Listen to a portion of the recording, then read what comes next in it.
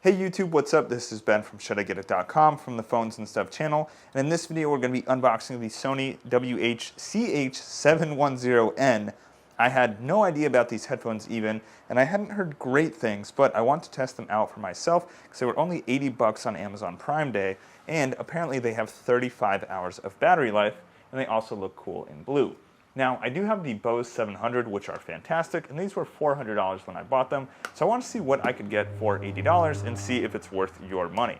So maybe I'll keep them for traveling in case I don't want to take my Bose, which actually is often the case because I don't want to bring the charger in the entire case, or I'm a little bit worried about them getting lost or stolen. So here inside the Sony box, we can slide it open, and we will see that we get the headphones, I'm assuming, and we're going to pull them out here. And it's just a cardboard box.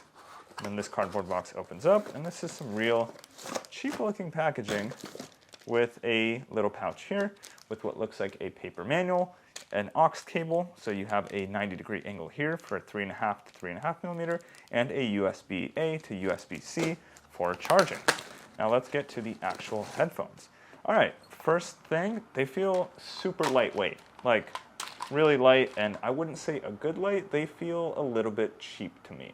So not a huge fan of that so far compared to the Bose, which feel very sturdy. These feel very light and plasticky. I mean, listen to this. And the Bose, if we were to knock on them, a little bit more dense and rugged, I would say. We have some buttons here which have an okay feel.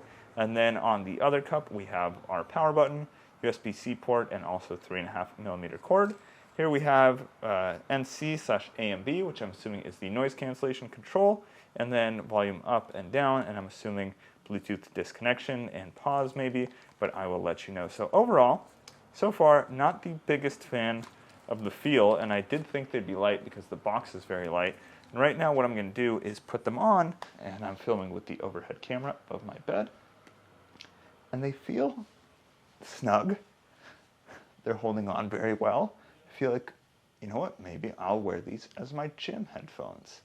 So maybe not the editing/shooting headphones that I'll use the Bose for. And I never want to get these super sweaty, but these ones at 80 bucks, if the noise cancellation works well, which I'll let you know in the review, I might go for it. So if you have questions about these, let me know. But for now, I just want to make a quick unboxing video, and we'll see how small they can get. They don't really fold. They don't fold that way, and they fold out flat like this, very similar to the Bose, but I do like the headphones that fold in the cups like the Beats or the Audio-Technica ATH-M50s, which I also have. So anyways, appreciate you watching this video, and I will see you in the next one. Peace.